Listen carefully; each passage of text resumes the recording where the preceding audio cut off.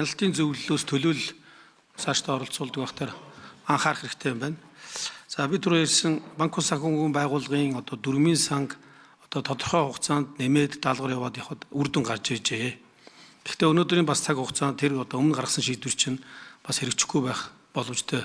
Тийм учраас бас тэр бодлого эргэж харах хэрэгтэй гэж бодож байна. Яагаад гэж нэхэр зүгээр зээл олгодог үйлчлэл явуулдаг банк ус санхүүгийн байгууллагын дөрмийн сан 2.5 тэрбум төгрөг байж хагаад 5 тэрбум төгрөг болж байгаа.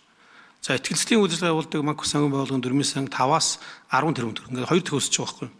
Тэнгүүд одоо жишээлбэл танаа банк ус санхүүгийн байгууллагуудын чинь жигэнсэн дунд зээлийн хүн 36-аас 50% байлаа гэж бодоход нөгөө хүн чинь тэр дөрмийн сан нэмэхийн тулд 2 жил зарцуулах гэдэг шүү дээ. Тэгээд тэрийг хурдан хийхин тулд яг ашгаараа хийгээвэл хүүгээ нэмжил ашгаа нэмэхээс аргагүй болж байгаа байхгүй. Тэгэхээр ингээд өөрөөр хэлбэл та бүхний өмнө гаргасан бодлого чинь тухайн үедээ зөв байсан байж магадгүй. Өнөөдрийн цаг хугацаанд эргээд харахаар зээлийн хүүг өсгөх нэг юм хүчин зүйл болоод байгаа юм биш үстэй гэдгийг эргэж харах хэрэгтэй хаа гэж бодож байна.